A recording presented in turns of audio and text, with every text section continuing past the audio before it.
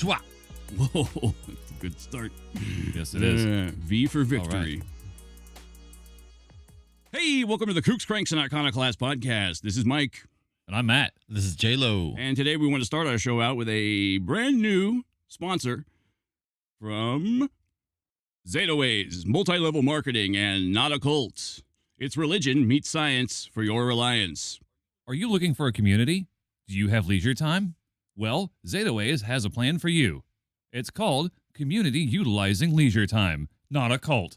Is it a pyramid scheme? No, it's a parallelogram profit matrix. Find your recruiter today. So, all right, now that we got that bit out of the way, thank you to our sponsors and new overlords. Yeah, Zetaways actually put up a big chunk of money to profit or, help produce the show. So you guys might be hearing a lot from them in the future. All we had to do was become an insured servant. Yeah, pretty much. Sign a billion-year contract. In perpetuity into every universe. Perpetuity throughout the universe and all alternate dimensions, which they actually put in legal fucking contracts, which I think is... But they don't put multiple universes, so... They say in any universe. Yeah, in any universe. Oh, dear. Yeah, which, I mean, who'd have thunk that, litigiousness extended into alternate dimensions, etc.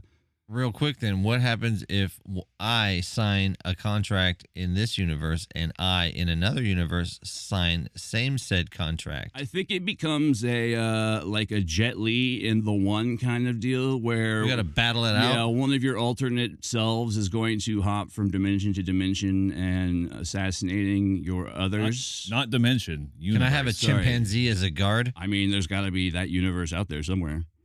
Okay. I want it to be this one, though. Anywho, oh man, we got a good one today, man. This one is kooky and cranky as F.A. We're talking about a fella by the name of Richard Shaver, also known as Dick Shaver. That name probably didn't help growing up, I'm sure. But We reached out to another sponsor before Zetaways, some people that do some scaping for men. And the brand. I never heard anything back, so I guess they don't care. Yeah. But This is Maybe. that, it's prime real estate for them, but they weren't interested. low-hanging fruit, which also could be easily scaped as well. But, who am I to tell you guys where to put your money? Shave off that feech puzz. This fella, Richard Shaver, who boy, man. Where to begin? Let's see. What are we going to be covering today? I think would be a good thing to go by. Let's give you some bullet points. We're going to be talking about the Hollow Earth. We're going to be talking about underground monsters. I'm not quite even sure. You'll see. Subterranean dwellers Yes. of land. Like chuds and troglodytes, etc. But they're called something else Yeah. here. Kind of like, have either of you fellas seen the Naked Lunch movie? Negative. Like Bill Burroughs, who wrote Naked Lunch, like he's got these creatures called mugwumps in the story that like secrete an addictive substance. I won't go into the lurid particulars of it, but that's what these things remind me of. They're called Deros. We'll get into that in a bit. Let me think. What else do we got today? There's a whole rock library. Oh my God, the rock library. How could I forget? And then the Montauk alphabet. Mantong. Mantong. We're going to talk about the Mantong alphabet. We're going to talk about Shambhala. We got some... Xenoglossy. Yeah, that's going to be in there. We've got some Malta Giants, and we're going to close out with the epic story of Admiral Byrd's Antarctic expedition. Nazi UFOs, everybody. Boy, man, this is all over the place. yeah. Kind of like Richard Shaver. Woo, boy. Matt, why don't you kick us off with some biographical details on this fella? All right, well, born Richard Sharp Shaver, October 8th, 1907. Dead November 5th, 1975. And what a life this guy lived. He had multiple jobs throughout his career as a writer. Most notably, he took some time off to join the rustic outdoor lifestyle of being a boxcar hobo. I shit you not. Give me an onion, a shoelace, and a Mr. Coffee. I'll make you some hobo chili. Spent about 8 years in an insane asylum. I know that for sure. Well, or did he? Because he was also held captive by these Darrow. That's in the true. story. Yeah, he was having an adventure, traveling the world, and ended up. Well, we'll get to that.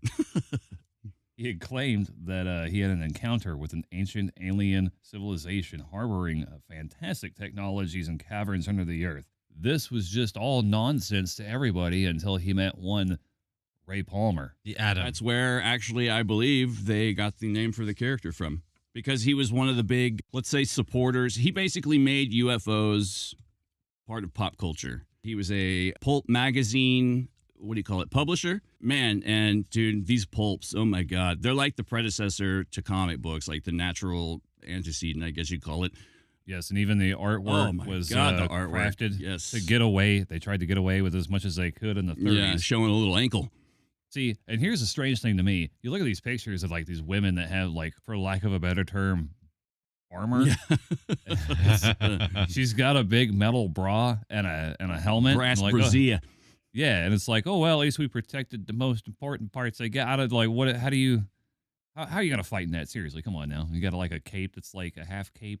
I don't know. Yeah, It sure looks cool, though. oh man, that shit is art for real, dude. It's pretty badass. But yeah, those pulp magazines, dude, that's like a whole, like, unfortunately throwaway culture of sorts that didn't really ever. It's a whole lost sort of like cross section of America's like subconscious, basically.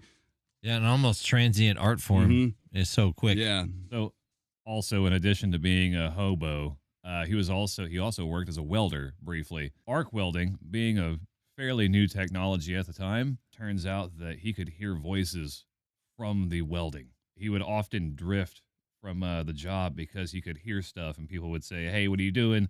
Hey, stop, don't do that. Oh God." Or you'd stop and say, like, "Hey, can you hear that?" People are like, "Hear what?" Be like, "The voice is saying kill, kill, kill." Yeah. Oh. Or whatever it was that these mysterious subterranean monsters were beaming into his head. So he went from drifting off to becoming a drifter. Pretty much. Yeah. Well, I mean, at least he was like, I guess what you would call a factotum, a person who just did a lot of different jobs, a jack of all trades but master of none. Handyman, if you will. Yeah.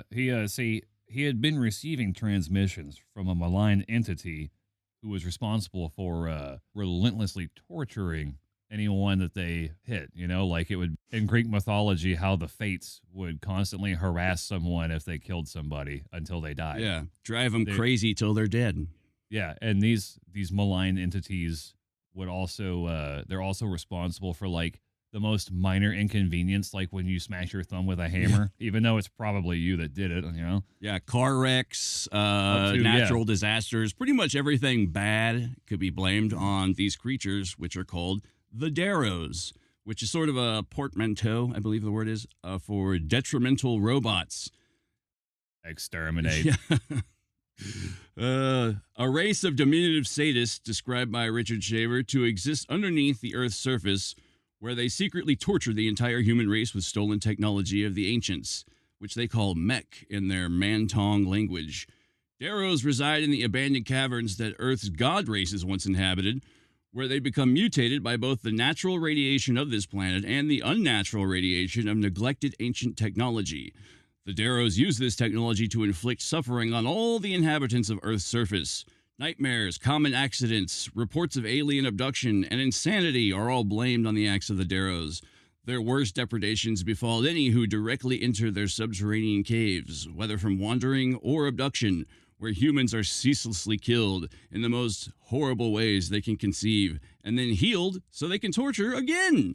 Visions of the Darrow habitat has inspired the human concept of hell. Also, they're super freaky deaky. They're into like some Sata. Man, apparently S&M is like a reoccurring theme through a lot of these stories. Oh, man. Women seem to be the get the brunt of it. Yeah. Oh, yeah. And a lot of it. Oh, It's dear. very of the era of when Wonder Woman was merely a bondage comic sort of thing around that time. Wonder Woman actually created by the man who invented the lie detector machine, oddly enough.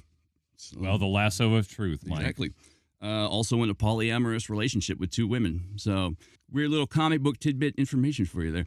Yeah. So Shaver basically started having these, you could say, maybe delusions, or maybe this shit was really happening. Yeah, maybe he was catching these transmissions from these strange subterranean creatures. Either way, he found himself held captive, whether it be by the Darrow or by the state. Yeah. He was held captive for 8 years because, you know, the voices in his head weren't telling him to pay his taxes and go to the library. No, yeah, they were telling him to do not good. They were telling him secrets about people around him. Apparently, this incident of his abduction more or less like kicked off it sort of triggered in his mind all these memories of a past life where he was a character by the name of Mutan Mayon, if I think that's correct. Basically like a sort of demigod / Conan the Barbarian type character back in the days of Lemuria. Ain't that the way it always is? Yeah, right? Whenever you have like a past life experience, you're always a demigod or something. Right? It's always, I was Napoleon. It's never like I was a fucking shit pot emptier back in ye olden times. I was a shit pot emptier like my dad, and then I was beat upside the head with a blunt object, and now I'm dead. Yeah, exactly. No one wants the non-glamorous, but obviously more likely. Yeah. So yeah, these triggered past life memories like flooded back to him, and he remembered like the secret origins of Earth and how basically bullet points origin story. Ancient alien gods, for lack of a better word, Titans, I believe he calls them, came to Earth, started civilization here, realized after a while that the radiation of the sun was causing them to age, so they moved underground, built all this fantastic technology to create a utopian paradise on Earth, technology that could basically do any goddamn thing you can think of. Except stay above ground. Yeah, of course. Then the surface dwellers who stayed behind, like they created humanity. Humanity moved to the surface, proliferated, and due to the proliferation of humanity, things were starting to get shitty. The gods were like, hey, we don't want to do this anymore. So they packed up their shit and left all their marvelous technology underground. And a vast cross-section of the left-behinds, we'll say, decided to stay underground with access to this technology, and due to the abilities afforded by this technology, grew into just disgusting, fat, horrible, sadomasochistic monsters capable of controlling people's minds, etc., etc. That sounds like the continuation of the Anunnaki. Yes, it's almost like a monomyth. It's this plays into Hollow Earth. There's actually a writer by the name of Mac Tonnies, I believe that's how you pronounce it. We know that guy. Yeah, he wrote a book called Cryptoterrestrials, which posits that aliens are not actually aliens. They're a separate evolutionary offshoot of humanity who live underground. And the whole like UFOs / we're from outer space is basically a decoy, a blind to distract us from finding out that they actually live here on Earth. And since they've had to, evolve alongside humanity with all of our particular evolutionary gifts, etc., they've had to develop extreme forms of crypsis or camouflage, like a chameleon or a stick Yeti. Bug. Well, the Yeti do play into this to a degree. I was going to say, even if you're thinking that there's not a precursor to this concept of subterranean humans or life, case in point, Derinkuyu in Turkey, the underground city that it was just a hole in the ground, but they had mined out an entire cavernous area. And the complexity of it and the structure itself, it's I think it's 8 stories deep, maybe more. And there's a well at the very bottom of it underneath everything. And if someone comes in through the hole, they can hear it in the main assembly hall because of the way the echo chambers operate. It's amazing. I've seen it. It's pretty intense. Yeah, it was basically all designed for like defense. Depending on which theorist you listen to, it was also to act as sort of a apocalyptic bomb shelter. That's actually the whole idea of like an apocalyptic bomb shelter actually runs through a lot of these Hollow Earth myths. all the way back to like ancient times. Cause, you know, people was like, where are we going to go when the shit goes down? This has sort of been a prevailing back of the head, scary thought in humanity's mind for a long time. So, yeah. And the idea of underground races and stuff like that, yeah, that's been around forever as well. You know, troglodytes go all the way back to like ancient Greco-Roman times, and then all the way up to today, where you have the Chuds, our buddies, the Chuds, cannibalistic humanoid underground dwellers. Check out Midnight Meat Train. Good movie. So Ray Palmer meets up with Richard Shaver, and this would be, I guess, the most equivalent relationship I can think of would be like the Colonel and Elvis Presley. That's a very good, very astute. Yeah. And so a lot of people, even to this day, still think that Ray Palmer was taking advantage of a mentally ill person. But Tired of my mind control. Tired to get my mind control. Need a peanut butter and banana sandwich. So Elvis, you alive in here? it's anything's possible in the bunker, That's Mike. true. So Shaver sends this 10,000 word manuscript to Palmer, and he's like, "Yes, please, I'll get this out to the masses so everyone will know the danger." He takes it, edits it, revises it, adds a few plot points to it, and turns it into a 30,000 plus word novella, and it gets sent out into everyone's favorite magazine, Amazing Stories. Yeah, one of the premier pulp magazines of the time. And it was a huge success. It was, you might say they were bigger than the Beatles for a day. It's actually also, quick note, this occurred around the exact same time that one private pilot, Kenneth Arnold, would see... Oh, that's in the 40s, Mike. Oh, are we not in the 40s yet? Not My bad. quite I thought yet. these came out or occurred right at the same time. 45 is around the time that all this started coming out. Ah, thank you, timekeeper. Yes. There was this first publication of this 10,000 word manuscript, now turned into a 30,000 word plus manuscript, had become titled "I Remember Lumeria." Is that a disease that one gets from, cinnamon Maybe. or... Cinnamon's just trying to get Amber. her kids through college. Yeah. Yeah, that's what I meant. So following the publishing of the novella in early spring of 45, the Shaver Mysteries had sold out. It was in publication until 1949, and tens of thousands of letters came into Amazing Stories every day. Mhm. Wow. And people were just like, "Hey, that happened to you too? Yeah. Check this out." I have a very similar story by chance. They wrote in not just to praise the story, but to tell them about their run-ins with something similar to the Darrow, and eventually leading to the creation of the Shaver Mystery Clubs that popped up all around the country. Mm-hmm. And this is kind of like almost like somewhat of a support group / seeking out like if a bunch of Fox Mulders. Yeah, like a Abductees Anonymous kind of thing. When Ray Palmer took over editing of Amazing Stories, they were already on the decline. But when Richard Shaver was added to the repertoire, they saw an increase in 50,000 subscriptions over the course of the story. And Wow. yeah, like he single-handedly kind of brought back the magazine. And on top of that, the previous leadership, we'll say, for Amazing Stories actually ended up getting pretty pissed off at Palmer because, well, our target audience used to be adult men, and you turned it over to a bunch of horny teenagers. I mean, look at these covers, and like, no one's gonna read this. I think 50,000 subscriptions helps there, guy. And they're like, you just totally dumbed this thing down. This used to be science fiction. Now it's like science fiction. It's just man, terrible. Whatever puts asses in seats. Yeah, eyeballs on the screen. Ironically, it's asses on the screen. Yeah, Put them on the glass. that's right. Yeah, actually, I believe it was Time Magazine, and I'm paraphrasing here, but they referred to the Shaver mystery as the biggest kerfuffle to hit science fiction.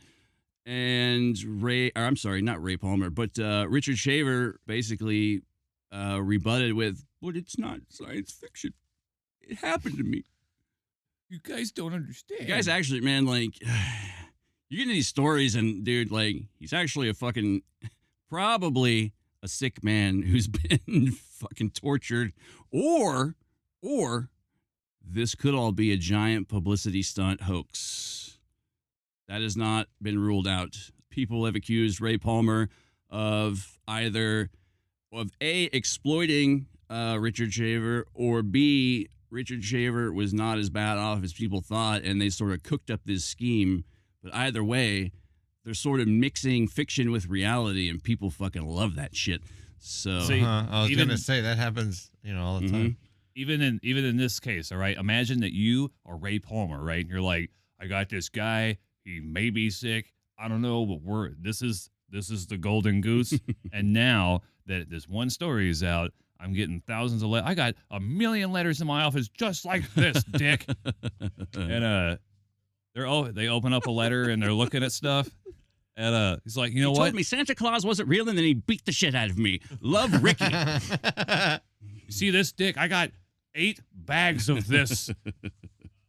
So he's looking through all this stuff. And he's like, okay, so these guys are writing about this. Okay, well, I'll extrapolate this from these people's experiences, and I'll keep going off of what Richard's given me. And then we just kind of modulate a few things. We got a few good stories, and we just ride this wave out, baby. Take the gravy train with biscuit wheels.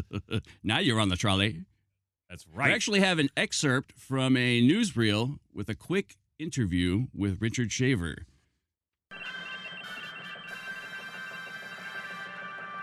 Newsflash. Crazy motherfucker Richard Shaver says subterranean ogos supposedly control whole populations, making folks go cuckoo burrow, working their marvelous mystery machines, invading dreams, and beaming boffo boners directly into men's trousers. We repeatedly stalked and harassed the mentally ill Mr. Shaver to say, hey, what's your deal, Palooka? It happened. I'm telling you, it was real. I saw it. They totally took me down there and made me watch them beat this lady's boobs Or apart. is it not just the bee's peaches? This has been Man-Tong Media Mind Control. Back to you, Larry. Wow. Wow. That was That- like the Green Goblin combined with a bee. What is going on in the 30s? Jesus Christ. Once again, people were really stupid back then. What does he mean, beat her boobs Stupid off? today. Is that a 30s phrase I'm not aware of? Oh, man. These goddamn kids from the 30s. Jesus. With their with their flaming light up shoes. Yeah, it's like. Oh man. So another really important part about I guess you'd call it legacy Sure. of Richard Shaver and Ray Palmer's team up, the old Elvis and Colonel of pulp magazines. This whole system that Ray Palmer had rigged up where he was taking information from both sides to create the best story he could also helped generate the concept of the flying saucer. And I will now demonstrate this with me and Mike's fucking grade A research on the Mount Rainier incident. Yes, this is the Kenneth Arnold incident I was referring to. This is actually, I believe, the very first modern 20th century sighting of UFOs. Live action. Yeah. Pilot Kenneth Arnold was flying through the Mount Rainier area when he saw, I believe it was 9 total crafts, which later on in the media he would explain flew like they were saucers skipping over water. The media ended up glomming onto the word saucers, even though these things looked a lot like modern-day stealth bombers. The flying wing Yeah, for those yeah. few who- And so they glommed onto the word saucer, and that's where we get flying saucer from. But if you see the pictures he's got, man, these things look a lot more, let's say, credible as aircraft. And if you look at what some of the secret Nazi Wunderwaffen aircraft, etc., experimental aircraft, it's pretty goddamn close. So get a twinge of Nazi UFOs, which we're going to be circling back to later. And so with this, here's the chronological explanation here, okay? So the Mount Rainier incident happened June 24th, 1947, okay? The next incident where people are like, hey, holy shit, Roswell, Mhm. July 8th, 1947. Mhm. What? You know how I said the flying saucer concept had been before? Yeah. Mhm. 1946, the May or June issue of Amazing Stories. The cover is nothing but flying saucers. And see, this is another thing with like alien encounters and abductions, etc. There's like the Betty and Barney Hill case is probably the first most well-known, well-publicized case of alien abduction. And some of the, I guess, critics and skeptics were saying that a lot of their story sounded exactly like an episode of, I believe, Outer Limits that aired not too long before They Say, what happened to them. So that they are using what psychologists call cryptoamnesia, and they're remembering something they didn't even know they forgot. And it sort of fed into their story. And this is what people would say about Shaver as well, due to the fact that he was remembering past lives, etc. Although there is some evidence to prove that there's something to this whole reincarnation thing. When you look at such phenomena as xenoglossy, when someone just spontaneously remembers an entire language, they'll speak it fluently that they've never heard before. And we're talking like 5-6-year-old kids. Yeah, And like we're talking, as we discussed earlier, we're talking established tongues, not just not just made up languages. Yeah.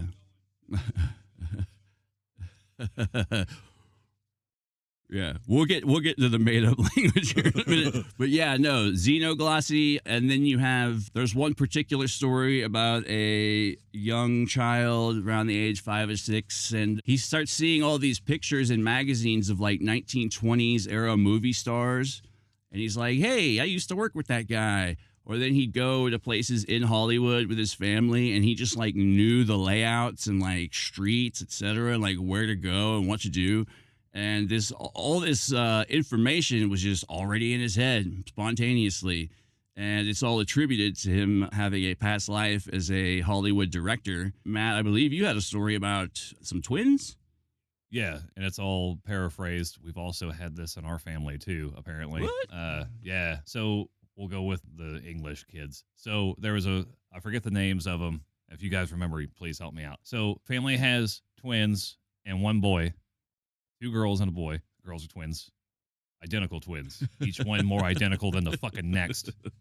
And they apparently, it's the 50s. No one cares about seat belts. They get in a wreck and all the kids die. Parents live. I guess they knew how to brace for it. I don't know. And a couple of years pass and they decide they're going to try and have kids again. And they have yet another set of girl twins. That in itself is pretty... Come play with us. Red Ram. The older they got to where they could, pick up and carry things and be useful, they started speaking, and they would talk to them about remembering stuff, and they had like this irrational fear of cars because the car wreck. But you also have to ask yourself: is this the pot calling the kettle black? I mean, is it like a confirmation bias because the parents already are freaked out about cars and they're picking up cues from them? Or, Okay. You know what I'm saying? Like, Yeah. There's a skeptical deniability built in. Yeah. Even, and then, you share a house with your parents who also knew those people. So, I mean, it's entirely possible that you pick up stuff here and there. But Yeah. the other example I was going to give on that was our mother, me and Mike's mother, when she was a little girl, she went to go visit her grandparents. And Weird, I didn't know this story. the house now is a funeral home. Ooh. Yeah, but back then she went there first time she'd ever been there, and she said, "Hey, there used to be French doors here. Y'all changed the wallpaper." How did she know? And then She was one of the dead bodies. yeah, The call was And, coming from inside the house. the call was coming from her phone. Who was phone? That's weird. so- I didn't know that.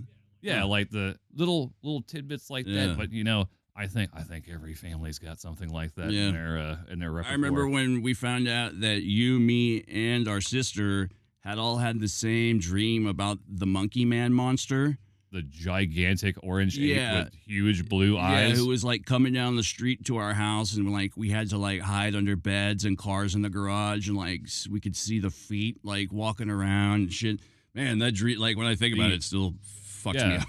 Dude, it makes my skin crawl every time I think about it. Like, dude, that thing looked me in the eyes, and it's terrifying to think about. But none of us ever talked about it till like what, 15 years ago? Yeah. So Long after we had the dreams in our childhood. and they were only in our childhood, which is weird because it's not like we were watching a lot of orangutans back then or We were anything. watching You know, a lot of Boggy Creek monster shit.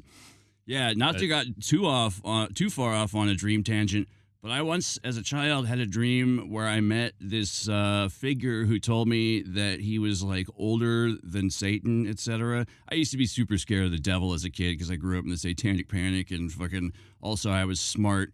Whereas fucking people threw Apparently around. not. Well, I mean, I asked a lot of questions about the devil. I was like, well, if he can like just come up and possess people or whatever, like I don't know, just I saw the logical It's pretty loopholes. fucking terrifying. Yeah, like if you're a fucking smart kid, you look at that shit and you're like, what is this happening for real? But anyways, I met this entity who was like a human body with a lion's head and told me that it was like older than the devil. And years later, when I started studying like ancient religions and like Gnosticism specifically, there is a figure, a mythological figure who is a human body with a lion's head, who is essentially like the false god creator of reality, etc. I don't know. When I found that out, I was like, oh shit, that's like one of those like send chills down your spine kind of moments. and There's that, a god for that. A god who. You've got a god for that. add that to the rogues gallery of terrible, horrible things we've discovered in the course of our lives. We've got a god for the false reality that you've been living under for your entire life. Dude, looking at Gnosticism, man, it's like it's basically where the whole concept behind the Matrix comes from. Like, Right on. you know, we live in a false reality, created by the demiurge or false god, and overseen by archons, which are like space demons, etc. It's fucking crazy shit. It's awesome. So, Anywho, before we get off into the very, very fun freeform jazz of Hollow Earth freeform Shambhala, jazz bullshit. I do have one more thing on Richard Shaver. As we mentioned, he died in 1975, but in the 60s and 70s, him and his wife had, with much irregularity, published novellas and short stories and stuff like that with modicums of success, you know? She was real supportive. Yes. Good lady. Good, sweet, sweet lady. Well, he got this brilliant idea that he stumbled upon in the wild about finding rocks with secret knowledge contained in them. And I'm not talking about the geological record of, oh, yeah, you can see right here in the rock wall where there was a fire and a bunch of ash or like there was a flood or whatever. That's actual geological science. Yes, that is what Science has nothing to do with what we're talking about. Yeah, that's what a scientist would tell you. The 900,000 people who work in geology are just conspiring against you to keep you from knowing this. There's a whole rock library out there, and all you have to do is write up a letter to the rock library of Richard Shaver, and they will send you out a sliver of rock. Contained with that rock is all the secret knowledge that happened during that rock. Yeah, it's kind of like you think of a haunted house where something bad happened, like a residual haunting.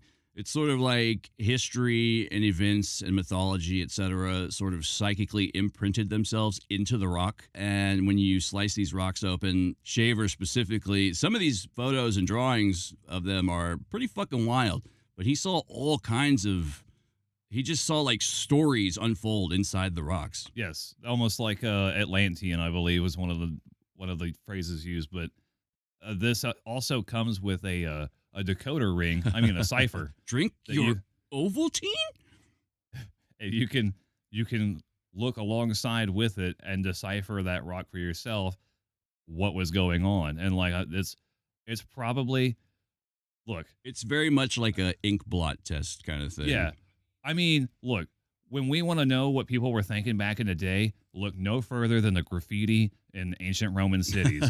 It's like, dicks. It's always dicks. Yeah, it's seriously, all it is like, hey, Publius is a fucking cunt. And like all these that Publius. All these rocks have like they owes have me some 20 knowledge dinar. in there. Yeah. Dar talents. Anyways, I tried to look for some of this. In fact, I even called the rock library to get a rock library card. It did not go well. Here is a dramatic reinterpretation of what happened. If we can cue up the Proton pack. thank you. Yeah. Hello? Hello? Yes, Rock Library. Yeah, I'd like to get a rock library card. Okay, we just got to ask you a few questions. Yeah, sure. What's your blood type? I don't know. Why is that relevant?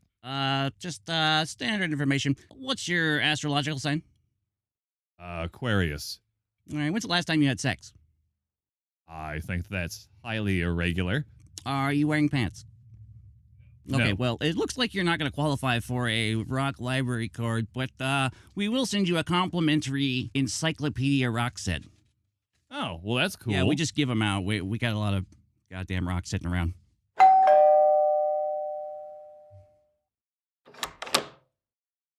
Got your encyclopedias here, boss. Oh shit, that looks heavy. Heavy shit.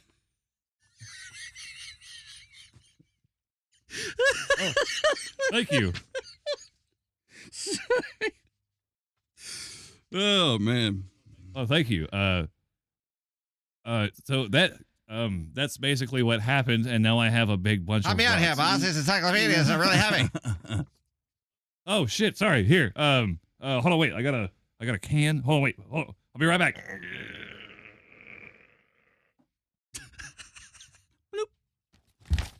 Shit. Here you go. Just set him down. Just set him down. You could say that delivery man was rocked up. Yeah. Yeah, that was. You could say Richard Shaver was also rocked up. We're I don't know what the fuck we're gonna do with all these rocks, but I guess we're just gonna have to start Decipher reading. the secrets of creation. Clearly. Not only did Mr. Shaver find the secrets of creation within these rocks and build this rock library, apparently one of the reasons that helped the Shaver mystery take off and sort of struck a chord with other people, why they were sending in letters about, I remember this happened to me too, etc. Part of it was due to his discovery of the Mantong alphabet, which is basically the original alphabet, the quote-unquote pre-Adamic language of man. It goes a little something like this. I'll just give you the examples that he puts out. A is for animal. B is to be. C means see, like, hey, I see you. D is harmful energy generated by the sun. D basically... Wait. So big D energy is bad. Yes, actually. D in this alphabet specifically has all sorts of negative connotations because D for Dero, degeneration, destruction, etc. So this person also invented Twitter. Basically, this is like the, I guess, You for you. precursor to Yeah. like text speech. D is for diarrhea. E is energy. F means fecund. Ooh. What the fecon is that? Fertile, basically. G means generate. H means human. I means I as in me. J, look at G. K means kinetic as motion or energy. L is life. M means man. N means child as in ninny? I didn't know ninny was a slang term or whatever. O means orifice. Ooh, or source. My. P is power. Q is quest. Did I skip a letter? LMNOP. Nope. Okay. R is horror, signifying large amounts of D. S means the sun, which emits D. T is the beneficial force, the opposite of D. U means you, as in, hey, you. V is vital. In Shaver's words, the stuff Mesmer calls animal magnetism, or what I like to shorten as animag. W means will. X is conflict, sometimes meaning D and T in opposition. Y means why, like, why should I buy this story? Z means zero, or when T and D cancel one another out.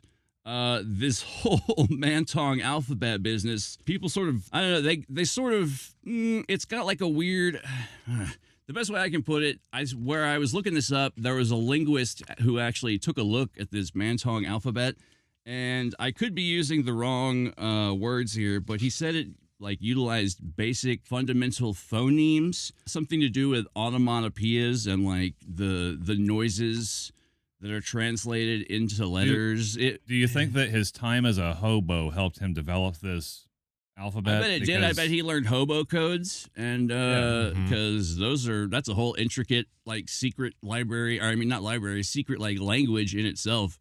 Yeah, the you have to know where the pies are Mhm. on the windowsill. Yeah, when you're or a hobo. this man Or the Starbucks secret bathroom. menu. Starbucks is just a free bathroom with a coffee shop built around it. That's right. Yeah, or like there's a hobo code symbol for like this man will shoot you if you're on his property, or this woman likes to have sex with hobos. Just different stuff like that. Where you can park your bindle and eat your can of beans, etc. It's actually I have a I have a little thing like a what do you call it, a bandana with all the hobo codes on it, and it's good to know. Might see them around. You never know. Yeah, I mean, we do have quite a few train yards here, so That's true. yeah. Anyways, I was thinking that for every reality that he's generating, the reality that we three may be living in, there's probably a correlation or an answer there somewhere. But as far as xenoglossary, that's Xenoglossy xenoglossy. or Excuse me. xenoglossolalia. That one is still a little bit mind blowing to me that out of nowhere, you can just be reciting Ayn Rand and Yeah, Russian. I really and- don't see how crypto amnesia accounts for that because, I mean, speaking a language fluently, man, that's like even like consciously trying to learn a language and speak it fluently is difficult. And to just pick it up out of nowhere, I mean, there has to be some kind of, I don't know, collective unconscious. See. Yeah. Ray beams of consciousness being zapped into you. Yeah, like Yeah. Philip K. Dick from Valis. Yeah. Or Darrow. Yeah, or Darrow Rays. Yeah, because, no entiendo español, se habla inglés. Lo siento, mi español es muy mal. Que se dice sheet. Mierda. See, and when I talk to people and I accidentally call miércoles mieldacoles, they're like, wait, hold on. Did you just call Wednesday shit day? I'm like, is it not? It's a shit fest. Is it not mieldacoles? Miércoles? That reminds me of Steve Urkel. See, I have always thought that I would like to purchase these pants is yo tengo el chango en mi pantalones. That's a monkey. There you threw Yeah, a see? monkey in there. Yeah, but see, I've been corrected, and now I know that when I say that, I'm saying I have a monkey in my pants. Don't we all? So now Just gotta feed the monkey, you know? I just look ridiculous now. The library is full of tar. So I know you want to talk about the hollow earth, but I just have one question. Mm-hmm. So you're telling me there is a three-way division amongst people about a hollow earth, a flat earth, and just a regular kind of bulbous around the edges earth like There's actually more than that. There's actually people who also believe that the earth is donut shaped, for lack of a better term. Really? Yeah, man. That's really pushing it, I think. I feel like most flat earthers don't even really believe in a flat earth. They're just doing it to be contrarian dickheads, which I get. But they're doing like, it to talk to people at parties. Yeah, because they lack a personality and they need something to make them quirky and weird. And because of social media, the bullshit took off and people were like, "Oh, this makes me different and weird." And it's like, I want to be like Tila Tequila for some reason. They've been lying to I mean, you. I can get this. I mean, it's fake, but I can get this vivid image of a flat Earth in my head where there's like it looks like basically a big asteroid or something cool that the Justice League would like park their base on, where it has all these stalactites or stalagmites, whichever way it points down, away from the flat part. You know what I'm saying? Yeah, there's actually like people who have done whole, scientific exposés, for lack of a better term, on the idea of flat Earth, and that it relates to other weird, like outdated theories, like the global ice theory or something to that degree, where basically, so everything doesn't fall off the flat Earth plane, like we're surrounded by like giant ice walls. So if you were supposedly, if you were to, keep traveling in the same direction, travel, you hit like a fucking ice wall, and that's like the end of the earth. The problem with that is if you do travel endlessly, you will hit an ice wall because it's called Antarctica. Yeah. Only if you're going north-south. If you're going east-west, you can always just keep going. Yeah. True. But what I don't Through get the, is or like this. the Panama Okay, Canal. so just Panama. pantomime. Just so we're all clear, I just have to say it because the shit drives me up. It drives me up the wall because there's guys I get it. at work that do this shit to me, and I know they're doing it to get a rise out of me. But look, okay, That's another. Yeah, that's what I'm saying. Yeah, Contrarian dickheads. and so it's been proven that the Earth is round, and it was proven like what? By a guy who got set on fire. Yeah, well, pretty much. It was proven like in 300 BC by I forget his name, Even before the guy who got set on fire. and then Case closed. yeah, seriously, man. I mean, like, dude, they circumnavigated Africa, and they're like, hey, there's a lot out there, and we're starting to think that maybe that the Earth is maybe roundish because they went to observe the obelisks in Thebes, and then up further north, closer to Europe, and the way the sun lays on those is different. I mean, So they're it's- telling like sundial type method. yeah, like you can see that, oh, well, theoretically it should be here at this time of day when the sky is starting to sink down or the sun's starting to sink down. When the dragon eats the sun. Yeah. And like every argument that I hear for flat Earth is, oh, they're just because they're using a fisheye lens. Like, yeah, that's your answer for everything. Oh, no, she's not that hot. They're just using a fisheye lens. I know. Like, dude, come on, To man. make her square boobies round. Yeah. I think there was actually a dude who like built his own sort of like ramshackle space elevator. That killed him. Yeah, he fucking died Yeah. to try to like go up and like prove the Earth was flat. Man, I he's a can't hero. think of a more. Yeah, I was just like, wow. I am That's- so sick of the truth of scientific fact being privatized by government entities handing out this free pictures of Europa. Fuck them in the neck. Oh, when will everyone as super smart as I realize the truth? Yeah. Wait, okay. Sorry, I'm glad we got to go I on will that. say that NASA does doctor a lot of pictures, Yes. apparently. They clean it. That it's just like the girls in your porn videos. They got to do a little bit of cleanup work. People cater that shit. It's weird to think about. That is weird, but no. On the contrary to flat Earth, there is also a hollow Earth theory, and I mean, is this like a real? Is this Arthur Conan Doyle's work Lost coming World? back to haunt all of us now? Sort of. I mean, actually, I believe the Hollow Earth, really, you can trace it back to like ancient times, but it didn't really start picking up steam till I believe the late 1700s when various people were sort of incorporating it into sort of pseudo-spiritualist beliefs. There's a fella by the name of Cyrus Teed who went by the name or the alternate pseudonym of Koresh. So that name's been around. Yeah, it's been associated with wackiness for a while. Wow. He believed that he was some sort of prophet and he was going to lead his people into a subterranean paradise at some point. Called Waco. We ain't coming out. It's an acronym. What else? Yeah. Various people who claim to have made expeditions to the Hollow Earth, and it even figures into various religions. There is a Tibetan Buddhism sort of subsect school of thought, the Kalachakra Tantra. Kalachakra means wheel of time, and in the And tantra means don't touch me, right? yeah today. Go tell anyone you're a tantric master and fucking see how quick they walk away. Yeah, the Kalachakra Tantra sort of subsect school of thought in Buddhism actually plays into aspects of Buddhism that not a lot of people know about, but this sort of it plays into the myth of Shambhala and Agartha, and these are like underground like super nations. Like we've talked about various people who've supposedly, been in touch with the ascended masters and, the secret spiritual hierarchy and control of the earth. Well, Shambhala and Agartha are where these people are supposed to live, basically. And there's a Buddhist messiah called Maitreya, who's like the future Buddha. Your Treya or my Treya?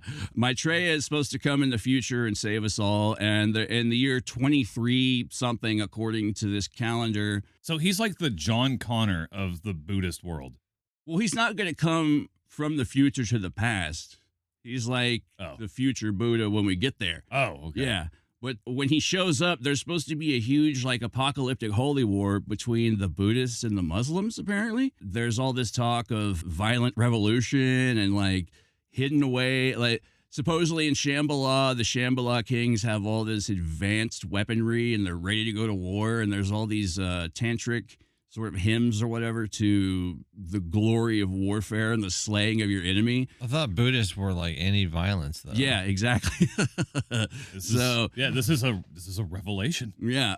So, I mean, every religion has their, violent, eschatological, apocalyptic, messianic, doomsday prophecy. So you're saying that Shambhala will be going to war with the Darrow. The whole Shambhala myth does have certain cool aspects. Like, that's the scary one.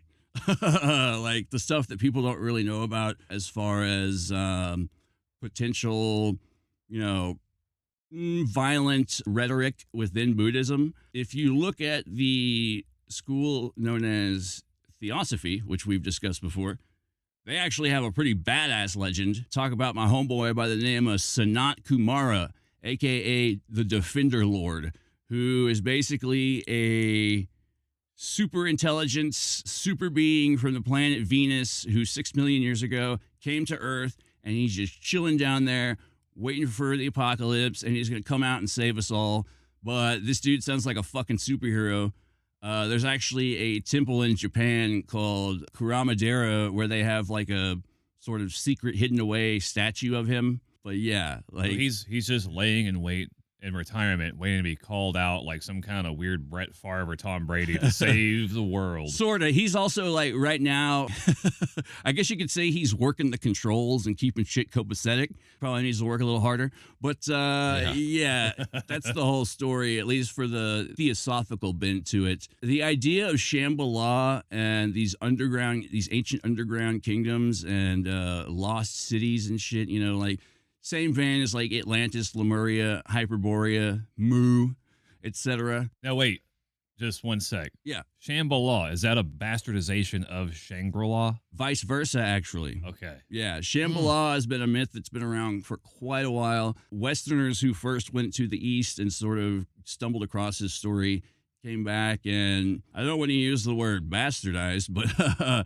they sort of morphed it into their own little story, basically. But they kept the main point. It's like a secret city of wonder and advancement, high technology and magic, etc., where advanced spiritual masters sort of interfere psychically with the everyday goings-on of the world. So you're telling me that there's a place out there where they're doing everything better than we are, is the Shambhala story, like where it's... No, that's the Wakanda story. It's, dude, Wakanda, it's the exact same thing, Okay, basically. yeah. So like where they're Except people can go to, or they know about Wakanda, and they know where to go to get there, whereas Shambhala is like you have to reach a certain point of like spiritual initiation. You got to like, buy a chocolate candy bar, and there's got to be a gold ticket. And Yeah. You got to share a bed with your entire family. Including your grandpa. Turn into a giant blueberry. Yeah. And now, Zeta Waves presents... The Antarctic Nazi UFO Conspiracy. Also brought to you from bibliotecapleiades.net, an awesome site. Check it out. Yep, that's right. We're jumping from the Shambhala myth directly into Nazi UFOs. This is all connected, people. Check this out. Hitler said he took his orders for the Nazi conquest from the Superman who lived inside the Earth. Dr. Hermann Oberth, who pioneered rocket design for the German Reich during World War II and later advanced rocket technology for the American manned space launches, cryptically stated, "We cannot take the credit for our record advancement in certain scientific fields alone. We have been helped." When asked by whom, he replied, "The people of other worlds." Oberth's fellow associate space pioneer, who also served the Third Reich, Werner von Braun, echoed similar knowledge of the extraterrestrial reality when he stated in 1959, "We find ourselves faced by powers which are far stronger than hitherto assumed, and whose base is at present unknown to us. More I cannot say at present. We are now engaged in entering into closer contact with those powers, and within 6 or 9 months' time, it may be possible to speak with more precision on the matter." Just who were the people of other worlds that Dr. Oberth spoke of so blithely? And were both of these esteemed German scientists making oblique references to one of ufology's most pervasive and tantalizing myths? The alleged link between the Third Reich of pre-World War II Germany and extraterrestrials.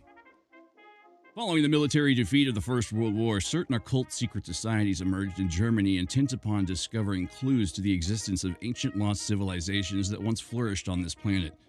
Civilizations that reportedly possessed remarkable, almost magical technologies that allowed them the mastery of the seas and the skies and even interstellar space travel. German Oriental scholars and occultists regarded such ancient myths with complete seriousness, and during the lull between the First and Second World War, diligent efforts were put forth by both the Thule and Vril secret societies to transform these myths into a viable technological reality.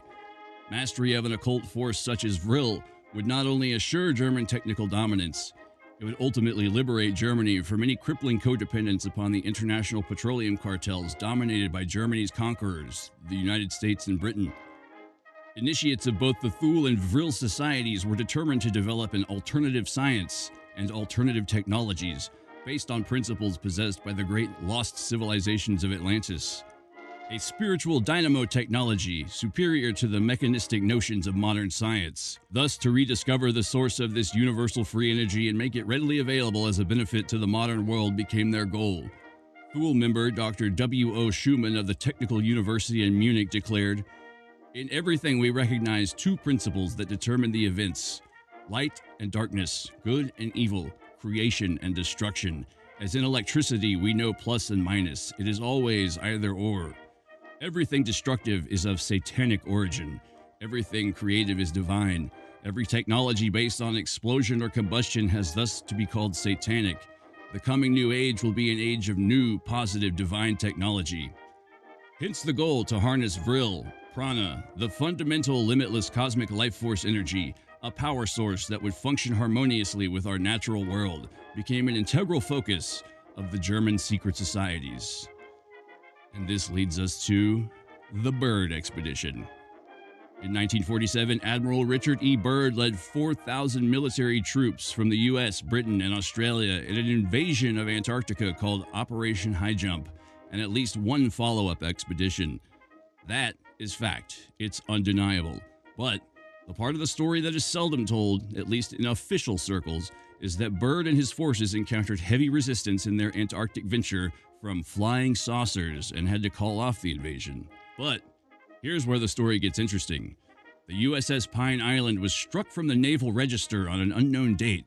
Her title was transferred to the Maritime Administration for layup in the National Defense Reserve Fleet on an unknown date, and the ship's final disposition is unknown. Now, how does one go about losing a major surface ship over 640 feet long, almost 70 feet wide, with a displacement of over 15,000 tons? The story, of course, gets stranger still. The Pine Island is not the only ship involved in Antarctic research or exploration to have disappeared. There were numerous others. The question is not so much how many, that is fairly well established. The question is how and why, particularly why. On March 5th, 1947, the El Mercurio newspaper of Santiago, Chile, had a headline article, "On board the Mount Olympus on the high seas," which quoted Byrd in an interview with Lee Van Atta.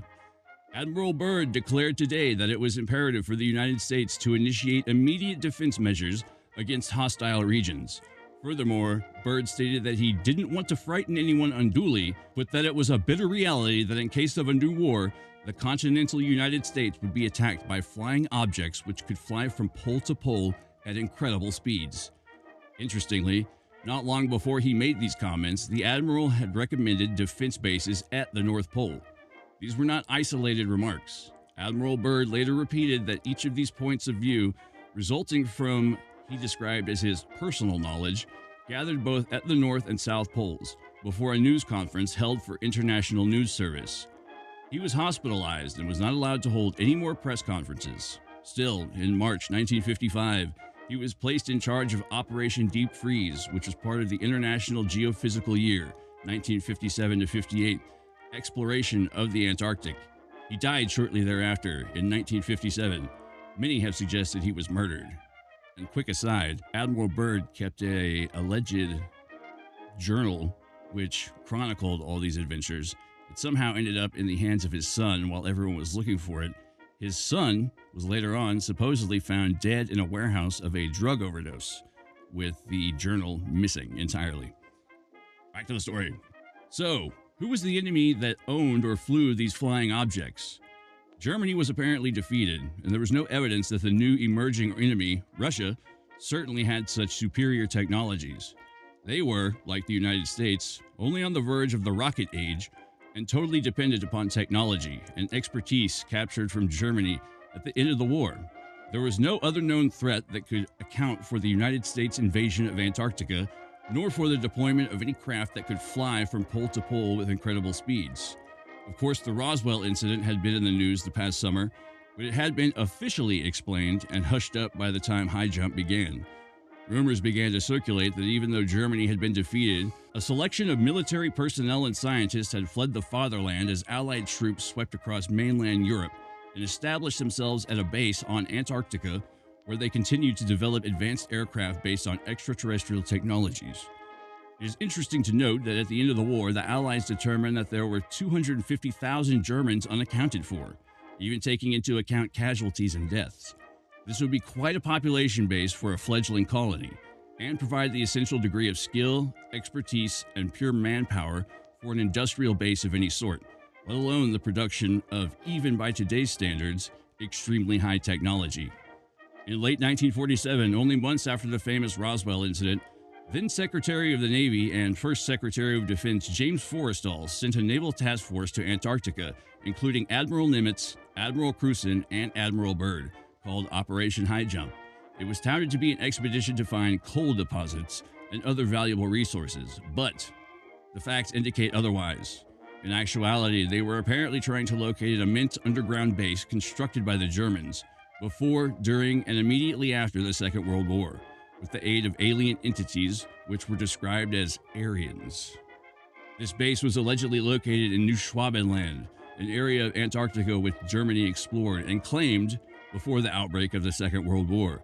In fact, Germany had done a very detailed study of Antarctica and were alleged to have built a small underground base there before the war. At this point, one must ask exactly why the United States, and in fact her allies, suspected that German activity at the pole was continuing after the conclusion of the Second World War. The answer, quite honestly, has nothing at all to do with unidentified flying objects. That part of the story came to light from a completely different set of sources. The fact is that there was plenty of evidence at the time to indicate that as late as 1947, elements of the Kriegsmarine, or German Navy, were still very much active in the South Atlantic, operating either out of South America or some base previously unsuspected in the Antarctic. The aircraft flew over as much of the continent as they could, and in the short 3 months summer period, mapping and recording magnetic data. They also carried magnemeters to show anomalies in the Earth's magnetism, i.e. if there is a hollow place under the surface of the ice or ground, it would show up on the meter. On the last of many mapping flights, where all 6 planes went out, each on certain preordained paths to film and measure with magnetometers, Admiral Byrd's plane returned 3 hours late. Officially, it was stated that he had lost an engine and had to throw everything overboard except the films themselves and the results of magnetometer readings in order to maintain altitude long enough to return to Little America. If we are to believe the published and private accounts of what actually took place, this is almost certainly the time when he met with representatives of the Aryan extraterrestrials and a contingent of the German scientists working on the reverse engineering and construction of flying discs. Over the next 4 weeks, the plane spent 220 hours in the air, flying a total of 22,700 miles and taking some 70,000 aerial photographs. Then the mission that had been expected to last for between 6 to 8 months came to an early and faltering end. The Chilean press reported that the mission had run into trouble and that there had been many fatalities. However, the official record states that 1 plane crashed, killing 3 men. A 4th man had perished on the ice. 2 helicopters had gone down, although their crews had been rescued, and a task force commander was nearly lost.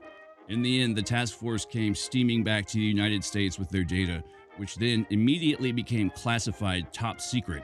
Secretary of the Navy, by this time Secretary of Defense James Forrestal, retired, and started to talk. Not only about high jump, but about other things as well. Aliens. He was put in Bethesda Naval Hospital psychiatric ward where he was prevented from seeing or talking to anyone, including his wife. And after a short while, he was thrown out of the window while trying to hang himself with a bedsheet. So the story goes. It was, of course, ruled a suicide, case closed. However, some of what he knew about high jump, about Roswell, and other things did manage to leak. How much is truth, how much is speculation is difficult to tell. However, in every myth, there is a kernel of truth. This much is certain, and incredible as it may sound, there is considerable supporting evidence for these claims about a German base in Antarctica. On the very eve of the Second World War, the Germans themselves had invaded part of Antarctica and claimed it for the Third Reich. Although Germany surrendered unconditionally to the Allies on the 8th of May, 1945, events after that date suggested something was happening that did not form a part of recognized world history. Something fueled by a statement made by German Grand Admiral Karl Donitz. Donitz, 16th of September 1891 to December 1980, had become commander of the German Kriegsmarine. On the 31st of January 1943, he led the German U-boat fleet until the end of the Second World War. He also has the distinction of briefly becoming head of the German state for 20 days after Hitler's death until his own capture by the Allies on the 23rd of May 1945. His contribution to the mystery of post-war Antarctic activity came in a statement he made in 1943 when he declared that a substantial portion of the German submarine fleet had rebuilt in another part of the world, a Shangri-La land, an impenetrable fortress. For the moment, however, let's return to Operation High Jump, which seems to have been an attempt to ferret out a remaining German base in the Antarctic continent, and perhaps to determine where exactly the sudden rash of unidentified flying object activity of the past 18 months had originated, and exactly who or what was behind it. There would have, of necessity, been two prerequisites for a mission of this type. Firstly, Operation High Jump would have to provide evidence that the mission included a reconnaissance of New Schwabenland, and secondly, there would have to be an area of the frozen continent that could allow such a base to exist throughout the year. Both of these criteria were met. While there is still no conclusive evidence of a German/alien base on Antarctica, it is beyond doubt that something highly unusual was happening on or around the frozen continent. In general, it appears that the probability for such a base to have existed, and perhaps continue to exist to this day, are rather high. The evidence, a large volume of it, is there for all to see. The Germans explored and claimed part of Antarctica on the very eve of the war, when the vast majority of their activity was geared towards the rebuilding of the German economy and military infrastructure. This activity began shortly before the recovery of the Bavarian Flying Disc in 1938, but picked up pace immediately afterwards. There was ongoing ship and submarine activity in the South Atlantic and polar regions throughout and after the war had apparently ended. The activity continued well into the 1950s, and if some accounts are to be believed, continues to this day, with what can only be considered U-boat sightings and a very high incidence of unidentified flying object sightings in the South Atlantic and South Polar regions, including the southern portions of South America.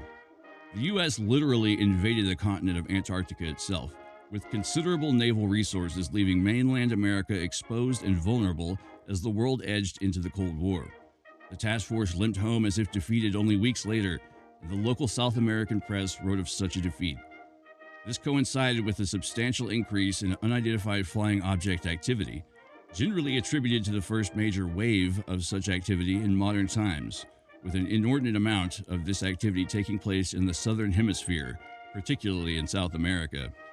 Admiral Byrd spoke of objects that could fly from pole to pole at incredible speeds being based on Antarctica. Hundreds of thousands of Germans and a minimum of 40 U-boats were missing at the end of the war. Documentation and eyewitness accounts proved that at least a portion of the craft made it as far as South America, in some cases several months after the end of the war in Europe. Ernst Zundel, a German scientist turned author known for his internet Z-grams, who had entered the U.S. under Operation Paperclip, a United States Army CIA program to bring German scientific talent into the United States in spite of any so-called war crimes which they were alleged to have committed, at the end of the war and who worked at Wright Field, later Wright-Patterson Air Force Base, where the Roswell debris were eventually housed, also made claims about the nature of the activity in Antarctica. In the 1970s, Zundel's book, UFOs, Nazi Secret Weapons? made the claim that at least some unidentified flying objects were German secret weapons, which were developed during the Second World War, and that some of them had been shipped out towards the end of the war and hidden at the poles. Publications of the book coincided with a tidal wave of renewed interest in all things paranormal, coming on the heel of what was to be the last major unidentified flying object wave of the 20th century. And Zundel was a guest on countless talk shows, where he shared his views on spaceships, free energy, electromagnetism, emergent technologies, and some of the positive contributions made by the Germans in these fields. Zundel, who was one of the first of the revisionist historians of the Second World War, was actually only really interested in promoting his Holocaust theory, described in his book, Did 6 Million Really Die? Ugh. However, he found that his unidentified flying objects and hollow earth ideas proved a greater attraction to the television producers. No shit. The idea seized hold of the popular imagination and took on a life of its own. Zundel's publishing company, Samizdat, started to make a name for itself by issuing newsletters and books on the subject. An expedition to Antarctica itself was even proposed to seek out Hitler's UFO bases there. The fact is that such claims would have died out had they not been based on at least some real events. One thing is certain. The United States did not invade Antarctica at the end of the World War and the very beginning of the Cold War, using a disproportionate share of its diminishing fleet for exploration purposes. If they were looking for something, they surely knew what it was they were looking for, and a scientific expedition does not go forth prepared for war. Secrecy seems to be in no scarcity as it relates to several Antarctic expeditions, perhaps in no small way due to a continued concern that the Nazis had a remnant left in Antarctica from their infamous 1938 to 39 New Schwabenland colonization of Antarctica. The web is abundant with sites setting forth information about suspected and actual German involvement in Antarctica, possibly dating back to even the late 1800s. It doesn't make one wonder if there were in fact covert, or as they say, black ops reasons for one or more of the Byrd expeditions, including Operation High Jump.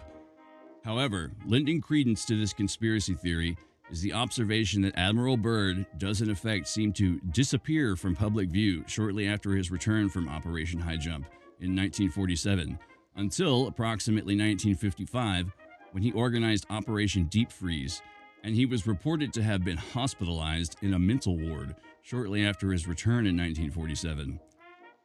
This forced hospitalization is said to have come upon the tails of Byrd having made some remarkably candid comments, which included what smacked of being a description of UFOs, to a South American newspaper about what he had found during Operation High Jump. His disappearance from the scene after his arrival back in the States would make it appear he may have been promptly squelched. Remember that this time period coincided roughly with the Roswell UFO sightings. Contrast this lack of public accessibility after Operation High Jump to the previously well-known availability of Admiral Byrd in the period following his 2 Antarctic expeditions, where there are documented items from cities all over the country serving as commemorations of where Byrd visited, lecturing to the public about his travels in Antarctica. That Byrd loved to travel and lecture about his polar explorations is quite evident. The polar regions and his expeditions were his very reason for existence. He had said from the time he was a child that he felt destined to be a polar explorer. He had a passion for all things polar, especially exploration, that could scarcely be contained. Operation High Jump was at least as important in many aspects, it would appear, as his previous expeditions. So, where was he after his return? Where did he go? Was he locked away so he couldn't share the story of what he really found in Antarctica? Yes. As some theorists suggest, during Operation High Jump, did he encounter and engage Nazi forces operating from bases that lodged advanced aircraft with advanced propulsion systems? Probably. The world may never know. Snap into a Slim Jim. Yeah. There's also I found a section as well in this story that mentions they found a sizable area of what was grass and red dirt. The dinosaurs? And warm lakes? Maybe. Didn't mention any dinosaurs, but they did find an area in the Antarctic that was basically livable, like fucking moderate temps. One guy got out and went to a lake down there, stuck his hand in the water. The water was warm, full of various algae and flora. Real life savage land. Basically, yeah, that's exactly, yeah. If you want to look into this more, it's a strange sort of bit of crypto history that, has been excised from what we normally hear. Starting out when we, chose Richard Shaver as our subject, like we knew we were getting into some weird shit, but this just branches off into so many weird areas. Like we said, Hollow Earth, Nazi UFOs, apocalyptic prophecies, etc., secret underground kingdoms, lost, civilizations, etc.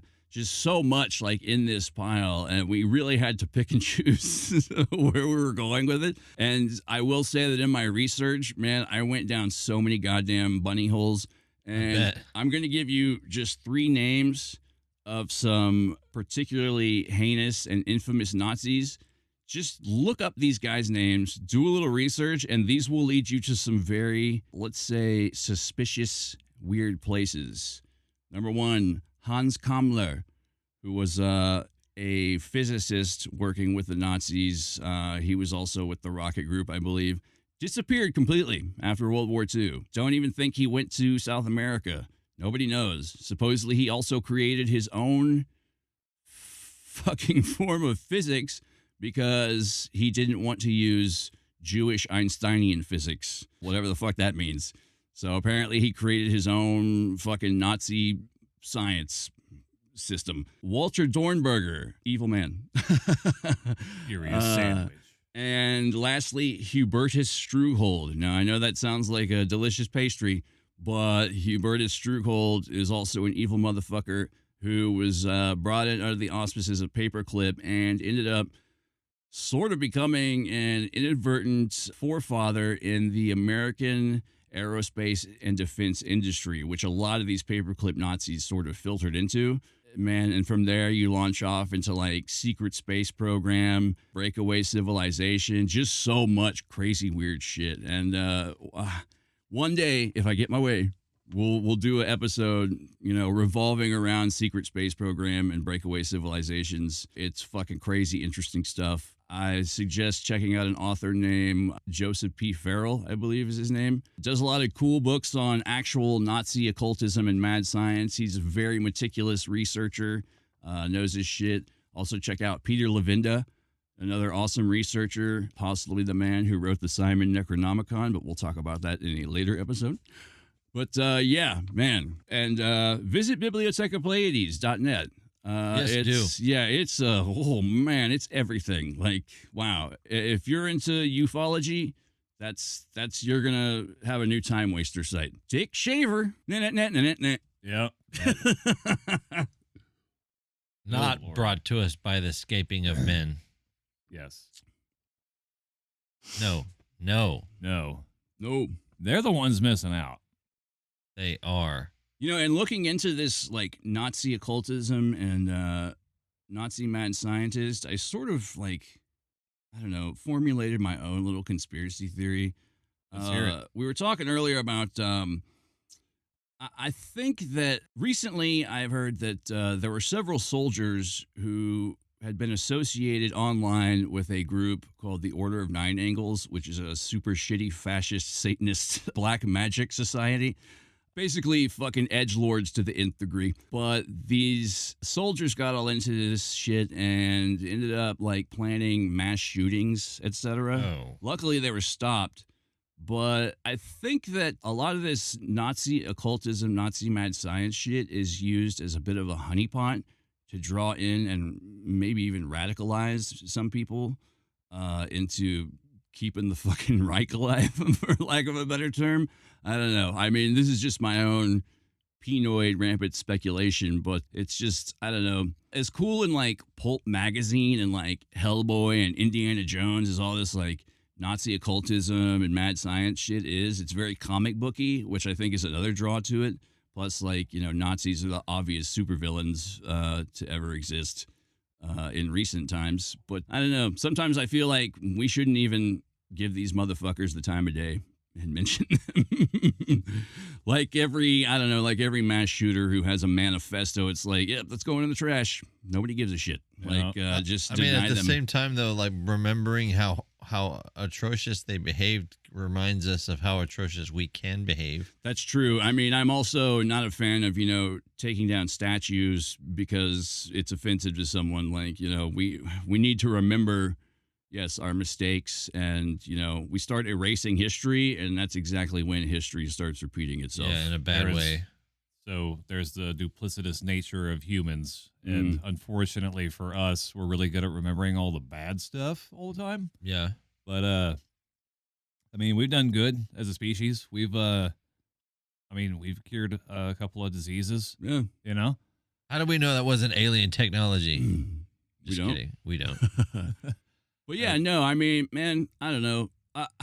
I personally, I think humans are good by nature. My one really recurring bit of evidence to back this up is animals, pets, etc. I don't think I don't think they'd hang around us for as long as they have if we weren't naturally good, and they wouldn't formulate relationships with us. I don't know.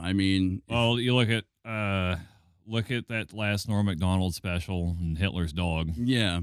This can also go bad places, like, Son of Sam, he was a dog lover. But yeah, I really think that we're good underneath it all. We're all just trying, and we need to remember that. But yeah, everyone out there, keep on keeping on, shine on, you crazy diamonds. This all will pass, as my grandmother said. Also, a stiff prick has no conscience. That was something else she said. And it's better to light a candle than to curse the darkness. Thanks, Grandma. And for everyone out there, we just want to say, Hop Jai. I'm sure I ruined that. Donka. Yuck you. I ruined that too. I'm sorry. Yeah. Thank you. Yeah, we appreciate you guys coming by. Hope you liked it. Tune in next week. We're going to be getting pretty weird with these next few. So if you like the weird, we've got plenty to give you. You're going to be soaking in it. Dripping. This has been the Kooks, Cranks, and Iconoclast podcast. I'm Mike. I'm Matt. I'm J-Lo. Thanks for coming in. We'll see you next time. Love ya.